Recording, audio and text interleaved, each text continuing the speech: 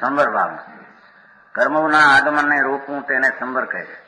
આ સંબર સંસારથી છોડાવનાર, લ્યો, એ દુઃખથી છોડાવનાર ભગવાન આત્મા સચ્ચિદાનંદ પ્રભુ, એનો આશ્રય થતા જે સમરિદ્રા થાય એ સંસારથી છોડાવનાર છે. બીજો કોઈ ઉપાય નથી. મોક્ષમાં પહોંચાડનાર છે. એ સંવરની પૂર્ણ દશાથી મોક્ષનું કારણ થાય.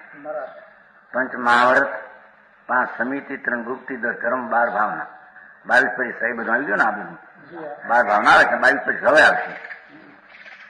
એ 5 પ્રકારના ચારિત્ર, એ બધા સંવરના કારણ છે. સ્થિરતારૂપ જે કારણ છે યથાર્થ છે, ને વિકલ્પ એ નિમિત્ત કારણ છે. બધા પ્રાણીઓએ આ બધા કારણોને ધારણ કરી સંવરની પ્રાપ્તિ કરવી જોઈએ. એવું વારંવાર ચિંતન, વારંવાર એની ભાવના કરવી જોઈએ. 50 લાખ પેદા થયા હોય તો કેવી એને હોશ હોય કહેવાની.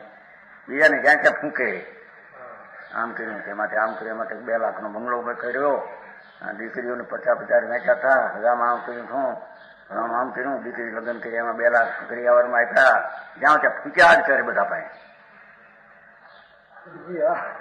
ભાવના થઈ જાતની દુઃખની.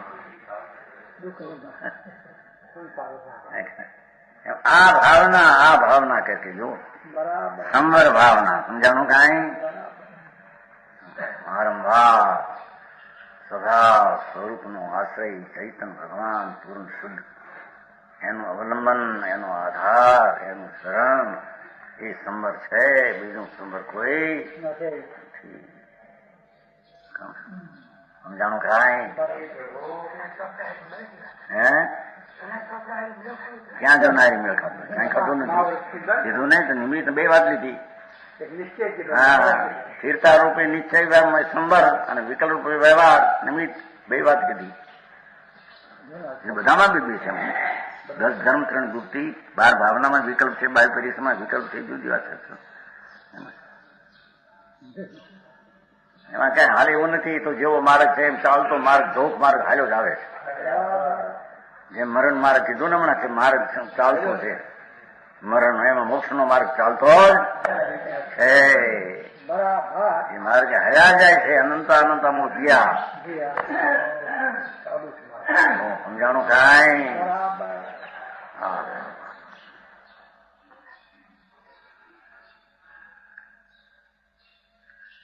નિર્જરા ભાવના. કર્મોનું એક દેશ સહિત હો તે નિદ્રા કહે છે. એક દેશે નાશે, સર્વદેશના મોક્ષ. આ નિદ્રા 2 પ્રકારની, સ્વવિપાક નિદ્રા અને સ્વપેગ નિદ્રા. સંસારના સમજીવોને સદૈવ થયા કરે. પૂર્વના કર્મનો ઉદય આવીને ખાઈ જવું એ સ્વવિપાક. જેમાં મનુષ્યપણું છે, પૂર્વનું બાંધેલી ગતિનો ઉદય આવે, અંદર પ્રગતિપણું હોય, ગતિ ના હોય, આયુષ્માન ગતિના, એ ખાઈ જાય. એ સ્વવિપાક નિદ્રા કહેવાય. અવિપાક નિદ્રા તપ વિગે કરવા થાય છે. અવિપાક નિદ્રા સ્વભાવના શરણથી થાય છે.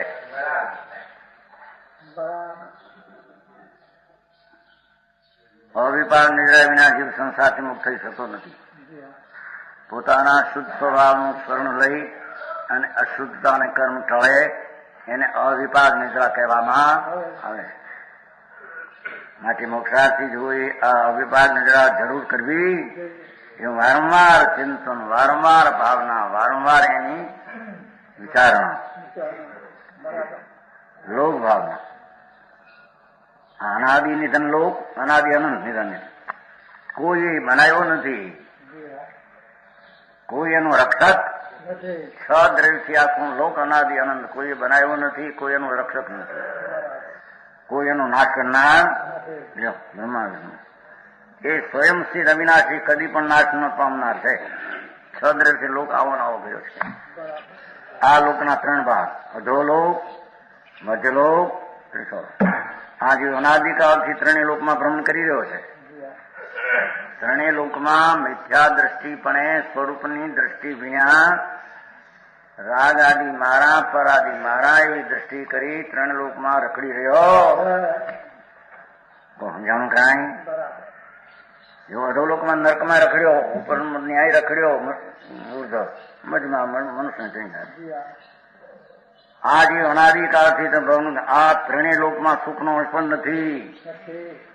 ત્રણ લોકના ગતિમાં સુખનો અંશ મહાન દુઃખની ખાણ છે. આ લોકનો નિવાસ ક્યારેય તૂટે, આ લોકનું રહેવું, ચાર ગતિમાં રખડવું ક્યારે તૂટે, એવો વારંવાર વિચાર કરવો એ લોક ભાવના છે. ચાર ગતિમાં રખડવું ક્યારે તૂટે અને આત્મામાં ફરીને મોક્ષ ક્યારે પામવું એ વારંવાર ભાવના. તો લક્ષ્મી ક્યારે વધે, આટલી થોડાની ઘણી ક્યારે છોકરા વધે એવું નથી આ માંગતે. દુઃખ દુઃખ એ તો બધા દુઃખના ઢગલા છે. બહુથી દુર્લભ ભાવના અર્થકારક કેવું જ્ઞાન લીધું છે. સંસારમાં બધી જ વસ્તુ સુલભ છે, અનંતવાર મળી છે. શરીર, કર્મ, આ સ્ત્રી, કુટુંબ, પરિવાર, ગતિ, વૈભવ, આબરૂ, સુંદરતા, સભ્યતા, બહારના વૈભવના ઠાઠ બધા અનંતવાર મળ્યા છે. શીઘ્ર જ બધાને પ્રાપ્ત થઈ શકે. જો તરત મળે છે તો શું ગરીબ હોય ફટને એકદમ મોટો ચક્રવર્તી થઈ જાય. મોટો કરોડપતિ, અબજોપતિ અત્યારે જો દેખાય છે કે નહીં? ગરીબમાં કાંઈ સાધારણ 15 રૂપિયાનો પગાર ને એકદમ અબજોપતિ. એવું અનંતવાર થાય છે. કોઈ પુણ્યનો યોગ થાય એમાં હું એમાં આત્માને શું નુકસાન નુકસાન નુકસાન. ટોટાના ધંધા છે, નફાનો ધંધો એ નથી. એમ કે આ કે નફો મળ્યો, આ કે ટોટો થયો ઘરમાં, એમ કે ખોટ ગઈ.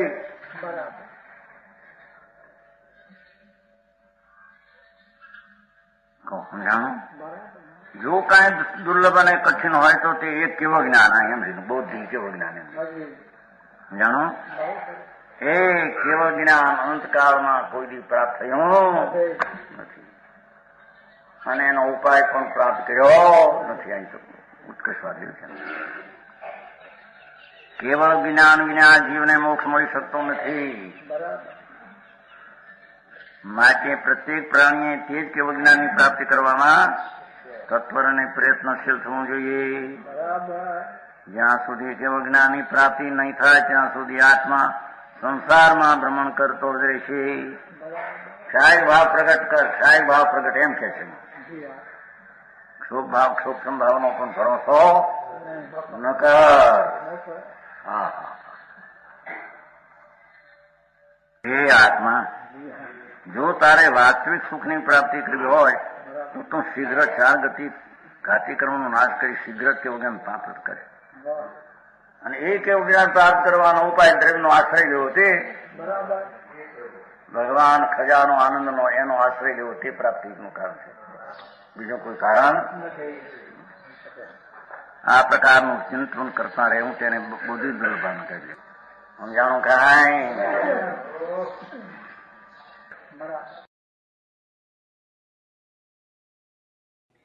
તથાપિ કહાનવાણીના અંકાયે મૂલ્યના કદી. તથાપિ માતવાણીના અંકાયે મૂલ્યના કદી. પરમ કૃપાળુ પૂજ્ય સદગુરુ દેવનો જય હો. પ્રસામૂર્તિ પૂજ્ય ભગવતી માતનો જય હો. જીનવાણી માતનો જય હો. પરમિત્રા દિગંબર જૈન ધર્મનો